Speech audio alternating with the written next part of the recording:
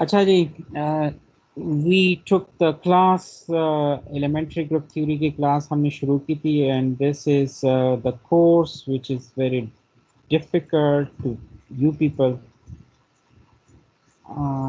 अच्छा, character table से हम शुरू करेंगे। आप लोगों ने अभी तक पॉइंट ग्रुप्स के बारे में भी पढ़ा है, सिमेट्री एलिमेंट्स, सिमेट्री ऑपरेशंस के बारे में भी पढ़ा है, सब कुछ आप लोग पढ़ चुके हैं। कैसे कैसे होते हैं, रोटेशन क्या होता है, आइडेंटिटी क्या होती है, reflection axis, inversion centre, improper rotation, सब चीज़ें आप लोगों ने पढ़ ली। डिटेल में हम पढ़ा चुके थे यूनिवर्सिटी में, और शुक्र है कि उन दिनों यूनिवर्सिटी खुली थी, क्योंकि वो चीज़ें जो हैं विदाउट बोर्ड बहुत मुश्किल थी। अच्छा, फिर इसके बाद वो डिटेल के साथ विद एग्जांपल्स हम पढ़ चुके थे। इसके बाद हमने मल्टीप्लिकेशन टेबल स्टार्ट किया था, तो हमने 3-4 मल्टीप्लिकेशन टेबल्स भी पढ़े थे, अगर आप लोग को याद हो। मल्टीप्लिकेशन टेबल में सिंपल हम बस दो या दो से ज़्यादा सिमेट्री ऑपरेशंस को आपस में मल्टीप्लाई करते हैं, जैसे 2 into 2 is equal to 4. So multiplication table was similar like that. You are multiplying two numbers and getting one number. So multiplication table is also like that. You are multiplying two or more than two symmetry elements with each other to produce a single element. तो एक को हासिल करते हैं दो दो या दो से ज़्यादा मल्टीप्लिकेशन, दो या दो से ज़्यादा सिमेट्री ऑपरेशन के मल्टीप्लिकेशन से। तो वो हमने पढ़ लिया था। Now we are coming toward the character tables for point groups. सबसे इजीएस्ट करेक्टर टेबल जो है ये C2V का है, जो आप लोगों के सामने नज़र भी आ रहा है। लेकिन उससे पहले आपको ये पता होना चाहिए कि करेक्टर टेबल होता क्या है। सो करेक्टर टेबल जो है, this is the representation of the symmetry elements, possible symmetry operations in the form of the characters. This is called character table. मतलब आप जितनी भी characters एक symmetry operations के बाद एक molecule के अंदर changes आती हैं और उसको आप एक tabular form में शो करते हैं, so this table is called character table. अब ये आपके सामने जो करेक्टर टेबल नज़र आ रहा है, इसमें आप देख रहे हैं, इसमें आपको क्लियरली दो तीन जो हैं इसमें, और फिर आगे वाले में मैं आपको दिखा देता हूँ, दो तीन आपको आइडेंटिफिकेशन मिल रही है। एक ये ब्लू कलर में शो किया गया, ये ऑब्वियसली C2V जो है, जिसमें लिखा हुआ है, ये एक बॉक्स है। So this box is for point groups, ये डेडिकेटेड है, इधर आपने पॉइंट ग्रुप लिखना है। फिर इधर ये पर्पल कलर में इन्होंने शो किया है A1 A2 B1 B2। So these are called symmetry representation labels, इनको कहा जाता है। ये अपनी जहन में रखें कि ये सिमेट्री रिप्रेजेंटेशन लेवल्स होते हैं। ये जो ऊपर लिखा हुआ है रेड में लिखा हुआ है EC2 sigma V dash, these are symmetry operations, ये आप लोगों को पता है, ये सिमेट्री ऑपरेशंस हैं। लेकिन फिर ये येलो में आप देख रहे हैं, दीज आर 1 -1 -1 1, कहाँ पे +1 लिखा हुआ है, कहाँ पे -1 लिखा हुआ है। So +1 and -1 are +2, -2 or even 0. तो these are called characters. इनको हम characters कहते हैं, ठीक है। तो एक रो में एक के मतलब ये अब E के नीचे 1 है, फिर C2 के नीचे फर्स्ट रो में C2 के नीचे 1 है, सिग्मा V के नीचे 1 है, सिग्मा V डैश के नीचे 1 है। So these are the characters of A1 operations, ठीक है। फिर ये दूसरा जो है ये A2 के लिए रो है, तो ये A2 के ऑपरेशंस हैं। फिर B1 के लिए है, तो ये B1 के ऑपरेशंस हैं। B2 के हैं तो B2 के ऑपरेशंस हैं और इनके रिप्रेजेंटेशंस हैं, ठीक है। So now moving to the next slide. Apart from these parts in a character table, you will also observe another part which is shown in yellow, ये हाईलाइट किया गया है येलो की शक्ल में, ये हम कहते हैं सिमेट्री ऑफ फंक्शंस, इनको कहा जाता है। सिमेट्री ऑफ फंक्शंस जो है ये एक्चुअल चीज यही है। तो आप किसी भी करेक्टर टेबल को जब डिराइव करते हैं, so you are using symmetry of functions to derive the character table. ये ऐसे हवा से नहीं आते कि कहीं पे आप 1 लगाते हैं, कहीं पे -1 लगाते हैं, कहीं पे आप 2 लगाते हैं, कहीं पे आप 0 लगाते हैं। ये चीज़ें जो आती हैं ये सिमेट्री ऑफ फंक्शंस की बाद आती हैं। अच्छा, फिर क्वेश्चन अराइज होता है। द क्वेश्चन अराइजेस, आप लोग के जहनों में भी यही आ रहा होगा कि हमने कहीं पे A1 लिखा है, कहीं पे A2 लिखा है, कहीं पे B1 लिखा है, कहीं पे B2 लिखा है। तो क्या ये ज़रूरी है कि A1, ये तो ऐसे भी हो सकता है कि A1 के बाद इधर मैं B1 लिख दूँ, फिर मैं A2 लिख दूँ, मतलब फिर B2 लिख दूँ। लेकिन ये चीज़ें ऑर्डर तो चेंज हो सकता है, but how you will assign A1, A2 and then अगर B है तो B क्यों है, अगर A है तो A क्यों है, और फिर B के साथ 1 कैसे लगाते हैं, और 2 कैसे लगाते हैं, तो उसके लिए हम अभी पढ़ेंगे। नीचे लिखा हुआ है, ये आप लोगों को नज़र आ रहा होगा, A means symmetric with regard to rotation about the principal axis। अगर आप लोगों को याद हो, प्रिंसिपल एक्सिस वो एक्सिस होता है जिस पे सिमेट्री का सबसे हाईएस्ट नंबर होता है, मतलब CN where N is the most greatest number. ठीक है, तो उसको हम प्रिंसिपल एक्सिस कह रहे थे। लाइक एक मालिक्यूल है, उसमें C2 भी हो सकता है, C4 भी हो सकता है। तो उस मालिक्यूल में प्रिंसिपल एक्सिस C4 वाला एक्सिस होगा जिसपे C4 हो रहा है। तो आप लोग किसी भी मालिक्यूल में अगर प्रिंसिपल एक्सिस आइडेंटिफाई करते हैं, सो यू आर सेइंग कि ये जो है इसमें क्या कहते हैं, एन का नंबर जो होता है वो सबसे हाईएस्ट नंबर होता है। तो ए सिंबल हम कब लगाते हैं, जब हम कहते हैं कि ये रोटेशन की, rotation with regard to rotation, this this is symmetry. ठीक है, लाइक क्या मतलब? मतलब सिमेट्रिक का मतलब ये है कि करेक्टर का, जो करेक्टर का साइन होता है वो प्लस होता है। लाइक इन A1 रो आप देख सकते हैं C2 के नीचे आपके पास 1 लिखा हुआ है, ये 1 नज़र आ रहा होगा। तो पता नहीं कौन है जिसके माइक में ऐसी गुड़ आ रही है कि मुझे भी समझ नहीं आ रही कि क्या करूं। सर देखो, जब क्वेश्चन करें ना तब माइक ऑन किया करें, क्योंकि ये बहुत ज़्यादा शोर आता है, मैं डिस्टर्ब होता हूँ फिर। ठीक है ना, अगर आप देख लें तो C2 के नीचे ये करेक्टर 1 लिखा हुआ है, तो ए आप इस रो में आप ए लिखेंगे। जब आप देख लें तो ये दूसरे रो में भी C2 के नीचे 1 ही आ रहा है, तो इधर भी आपने ए लिखा हुआ है। ठीक है, बी कब लिखेंगे, बी तब लिखेंगे, B means anti symmetric with regard to rotation about the principal axis.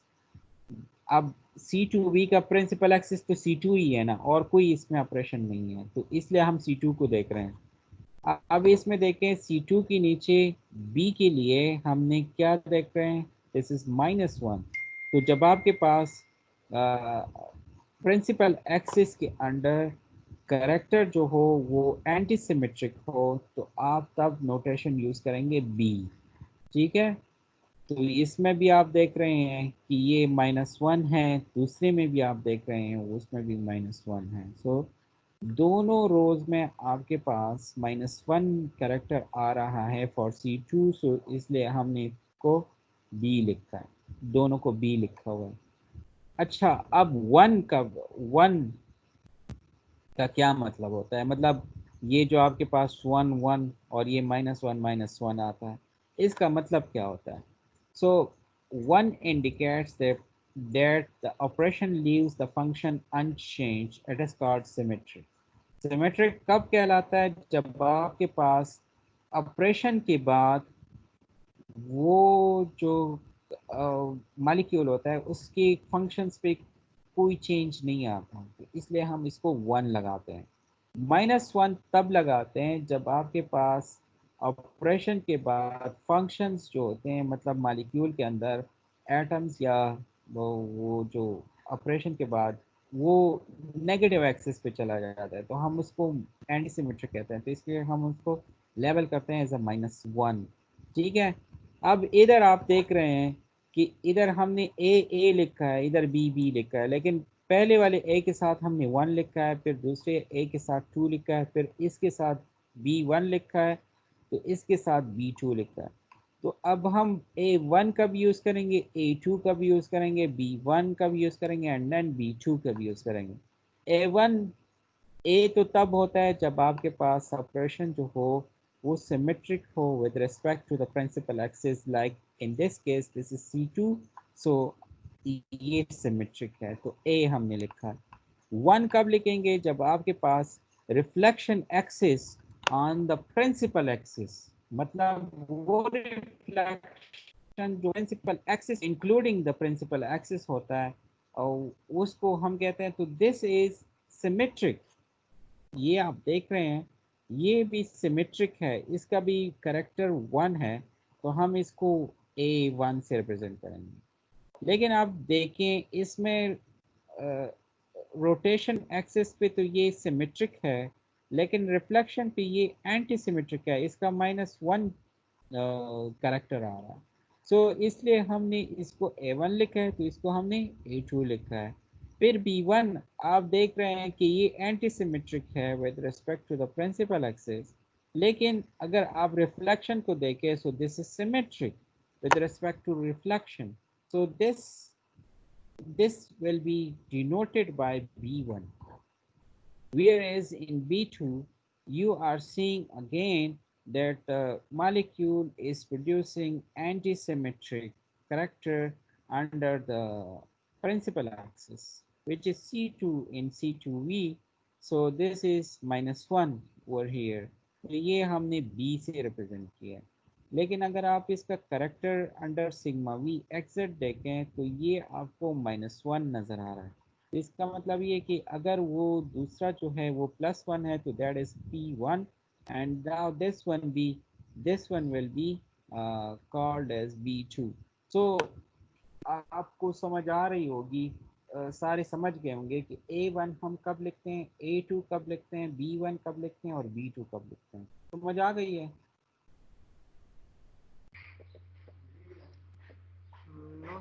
थोड़ा थोड़ा सर। ओए होए जी। और किसी को? नहीं आ रहा है सर, जी समझ नहीं आ रहा है सर। सर नहीं सिर्फ समझ देख आ रहे, रही है? बस देख रहे हैं सर सिर्फ। सिर्फ देख रहे हैं? क्यों देख रहे हैं? ये तो बहुत आसान मैं आपको बता रहा हूँ। This is the easiest way to show the character table. मतलब ए आपने कब लिखना है? जब सर इसके समझ आती है, लेकिन इसकी समझ नहीं है कि ये सिमेट्री और इनसिमेट्री का क्या मतलब है। ये नीचे लिखा हुआ है ना, सिमेट्रिक का मतलब ये है, ये नीचे लिखा हुआ है। सिमेट्रिक का मतलब ये है कि आपके पास करेक्टर जो करेक्टर टेबल में इधर ये करेक्टर्स हैं ये पॉजिटिव हो, तो ये +1 हो या +2 हो, तो ये आपके पास सिमेट्रिक करेक्टर हैं। अगर आपके पास करेक्टर्स के साथ साइन नेगेटिव लग जाए तो ये एंटी सिमेट्रिक कहलाता है।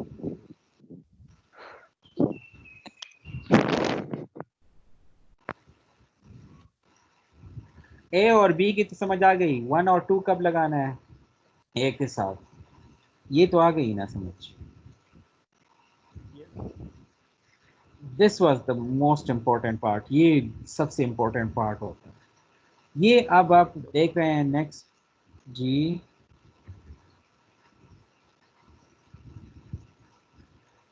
अच्छा नेक्स्ट जो ये आप येलो में हाईलाइट किया गया, this is called symmetry of functions. एक कॉलम में आप देख रहे हैं ऊपर वाले रो तो खाली है बिल्कुल दोनों कॉलम्स में, लेकिन एक कॉलम में आप देख रहे हैं z, फिर नीचे लिखा हुआ है rz। तो a1 के साथ जो लिखा हुआ है वो z है, a2 के साथ जो लिखा हुआ है वो rz है, फिर b1 के साथ जो लिखा हुआ है वो x है और ry भी लिखा हुआ है, और B2 के साथ लिखा हुआ है y एंड r x। अब ये क्या चीज़ है, फिर दूसरे कॉलम में आप देख रहे हैं x square Y square Z square लिखा हुआ है, फिर A2 की रो में एक्स वाई लिखा हुआ है, फिर B1 की रो में एक्स जेड लिखा हुआ है और B2 की रो में वाई जेड लिखा हुआ है।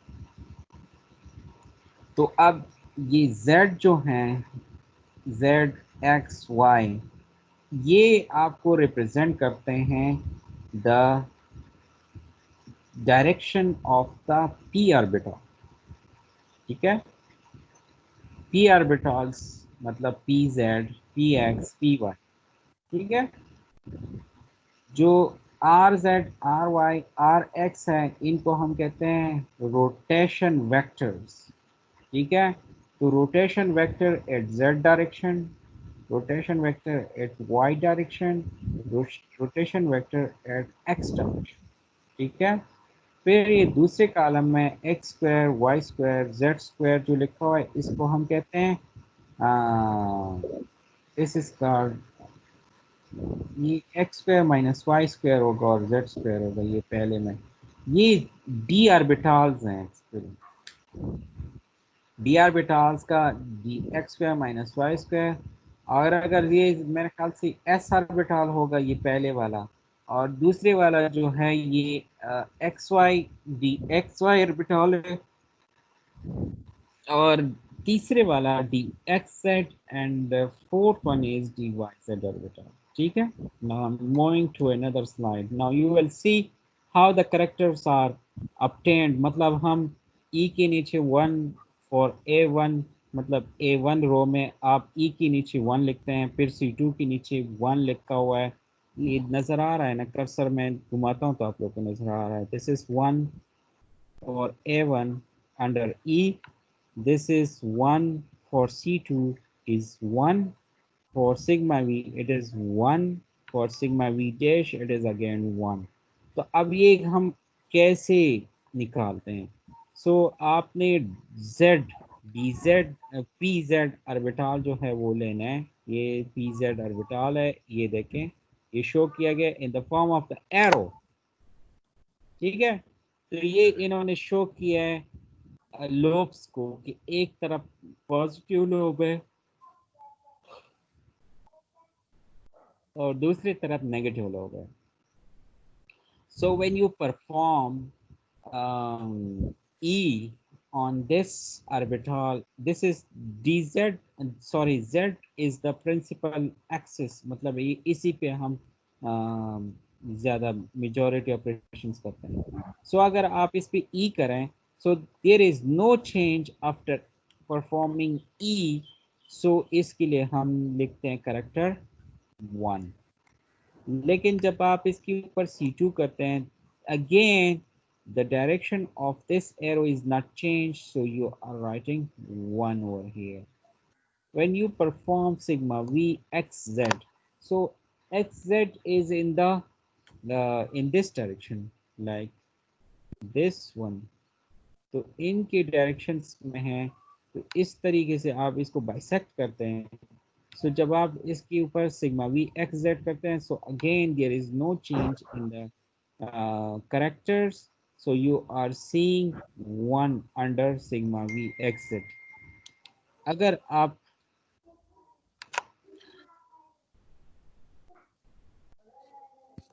सिग्मा वी करते हैं, so this is in the Y Z direction, इस डायरेक्शन में इस पे बाइसेक्ट करते हैं, again there is no change in the direction of the arrow, so you are seeing no change, तो आप सिग्मा वी डैश के नीचे भी 1 लिख देते हैं।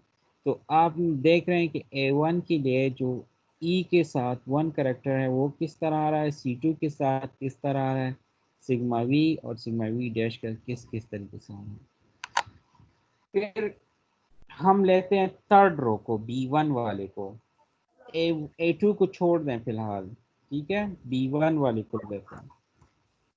B1 वाले को जब आप लेते हैं, नाउ सी दिस वन, सो ये x डायरेक्शन में है, तो ये आपके पास p ऑर्बिटल है, लेकिन इनको शो किया गया है in the form of the arrow in the x direction. तो जब आप इसके ऊपर e करते हैं तो ये आपको कोई चेंज नहीं शो करता, तो आप इधर B1 के नीचे e के लिए करेक्टर 1 लगा देते हैं।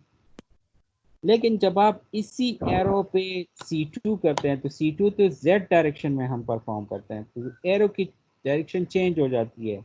ये देखें एरो की डायरेक्शन चेंज हो गई है, ये पहले पॉजिटिव x की तरफ था, अब नेगेटिव x की तरफ चला गया, तो इसकी डायरेक्शन चेंज हो गई। तो हमने C2 के बाद इसके ऊपर जब परफॉर्मेंस की है तो एंटी सिमेट्रिक आया है, तो हम इसके नीचे -1 लगा देंगे, ठीक है। लेकिन जब आप इसी एरो के ऊपर सिग्मा वी एक्स, जी सर ये चेंजिंग डायरेक्शन का क्या मतलब है यहाँ पे? आप रोटेट करते हैं ना जेड डायरेक्शन में, जब आप इसको ऐसे पकड़ते हैं जेड डायरेक्शन में, आप इसको ऐसे रोटेट करते हैं तो एक्स एरो जो है ये आपकी तरफ मतलब इसका ये डायरेक्शन है। लेकिन जब आप इसको C2 परफॉर्म करने के बाद इसको Z डायरेक्शन में ऐसे रोटेट करते हैं, क्योंकि Z direction is the principal axis की बात करेंगे। सो जब आप ओके इसको सर, रोटेट ओके। करते हैं तो एरो की डायरेक्शन जो है this becomes away from your body, ठीक है, ये आपकी सर बॉडी से वो ऑपोजिट साइड पे चला जाता है, जिसको हम एंटी सिमेट्रिक कहते हैं, इसकी डायरेक्शन चेंज हो गई है। जी सर C2 هم قلت لا C2 يتكلمون في أربعة قلنا صار إنه قلت هو بقى سيمتري هذه كان إنتي سيمتري خد نشرت لي يتكلمون برينسيبل إكسز دراكو. कैसे, मुझे समझ नहीं आया क्वेश्चन। जी सर دا سچ کړه مونږ C2 اپریشن وکړو سره نو په مالیکول کې هم موږ سره سیمیټری راځي انټي سیمیټری خو نشي راتلی نو سر دلته څنګه انټي سیمیټری وشوله سر؟ एंटी सिमेट्री का मतलब ये नहीं कि चेंज आ गया मालिक्यूल के अंदर, मालिक्यूल के अंदर कोई चेंज नहीं है, ये मालिक्यूल नहीं है, ये हम ऑर्बिटल्स को कंसिडर कर रहे हैं, ठीक है। एक चीज ये याद रख लें, ठीक है सर। पी एक्स ऑर्बिटल, ये ऊपर लिखा हुआ है P X orbital has the same symmetry as an arrow pointing along the X axis, लिखा हुआ है ना, तो आप देख ले तो ये हम ऑर्बिटल्स को कंसिडर कर रहे हैं। नंबर 1, मालिक्यूल इधर हम नहीं कंसिडर कर रहे, मालिक्यूल के लिए ये करेक्टर टेबल पूरे मालिक्यूल के लिए, ये एक रो जो है ये एक ऑर्बिटल के लिए है, एक ऑर्बिटल जो है मालिक्यूल के अंदर भी ऑर्बिटल्स होते हैं ना, तो ये असल में हम ऑर्बिटल के हद तक आ गए हैं कि अब हम उसके लिए थ्योरेटिकल कैलकुलेशन करते हैं और इससे हम क्या इंफॉर्मेशन एक्सट्रैक्ट करते हैं, तो वो आप देखते जाएं, ठीक है। तो अब आपको समझ आ रही है कि नहीं, मुझे तो लग नहीं रहा, मुझे ऐसा लग रहा है कि मैं ऐसे ही बोल रहा हूँ। सर बस थोड़ा सा आ रहा है। थोड़ा समझ आ रहा है, ठीक है। चलो अब आप जब सिग्मा वी एक्स जेड करते हैं तो sigma V X Z is in the direction of x and Z, तो एरो की डायरेक्शन में कोई चेंज भी नहीं आता, तो ये ऐसे ही रहता है। तो आप ये देख रहे हैं कि ई और सिग्मा वी एक्स जेड के लिए इन्होंने सिमिलर लिखा हुआ है, तो एक्स जेड के नीचे B1 के लिए इन्होंने करेक्टर 1 ही लिखा, ठीक है। लेकिन जब आप सिग्मा वी वाई जेड करते हैं तो Y Z is in this direction, तो जब आप इसको बाइसेक्ट करते हैं तो इसकी एरो की डायरेक्शन ये हमारी तरफ पॉइंट कर रहा है, तो ये फिर पॉइंट करेगा अवे फ्रॉम अस, सो ये दूसरी साइड पे पॉइंट करता है, तो इसके लिए हमने लेवल जो है -1 लिखा हुआ है, ठीक है। सो आप A1 को भी हमने पढ़ लिए, B1 को भी हमने पढ़ लिए, now moving toward the B2। इसमें हम क्या लेते हैं, p orbital has the same symmetry as an arrow pointing along the y axis। तो इसमें ये py ऑर्बिटल है, तो हमने इसका एरो की उससे कंसिडर कर दिया कि ये जो है ये y एक्सिस की तरफ डायरेक्टेड है, तो इसलिए हम इसको एरो के तौर कंसिडर कर रहे हैं, ये असल में ऑर्बिटल्स हैं। तो जब आप इसके ऊपर ई करते हैं तो इसके डायरेक्शन में कोई चेंज नहीं आता, तो आप v2 के लिए ई के करेक्टर 1 ही लिखते हैं। लेकिन जब आप इसके ऊपर C2 करते हैं तो जब z डायरेक्शन में ही C2 हो रहा है तो इस एरो की डायरेक्शन अपोजिट बन जाती है, ये दूसरी साइड पे पॉइंट कर देता है, तो इसलिए हम इसका करेक्टर -1 लिख रहे हैं, ये देखें -1। लेकिन जब आप इसके ऊपर सिग्मा वी एक्स जेड करते हैं, जब सिग्मा वी एक्स जेड करते हैं which includes the principal axis, तो इस डायरेक्शन में सिग्मा वी एक्स जेड है, सो ये एरो की डायरेक्शन दूसरी साइड पे चली जाएगी, so you are seeing -1 change in sigma V X Z, और इधर मैंने -1 लिखी है। लेकिन जब आप इसके ऊपर सिग्मा वी डैश करते हैं और वो वाई जेड डायरेक्शन में हो, so Y Z direction is this one, तो it includes the arrow and its pointing head, तो ये इसमें कोई चेंज नहीं आता, तो हम इसका करेक्टर 1 लिख देते हैं। यहाँ तक समझ आ गई है? अगर कोई क्वेश्चन यहाँ तक तो पूछ सकते हैं। रोटेशन वेक्टर फिर कल पढ़ लेंगे।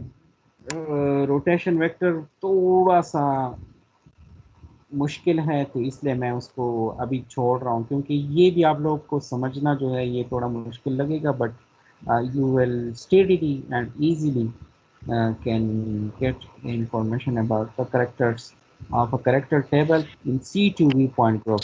This is just only for C2V, इसके अलावा भी बहुत सारे character tables हैं, तो हम उसको पढ़ेंगे। लेकिन ये है कि अभी आप लोग समझने के लिए हमने C2V को लिया है कि ये C2V जो है आप इससे समझ जाएं तो फिर आगे हम पढ़ते जाएंगे।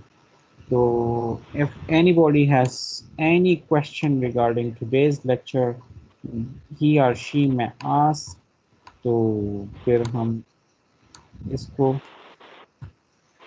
कर लेंगे, ठीक है।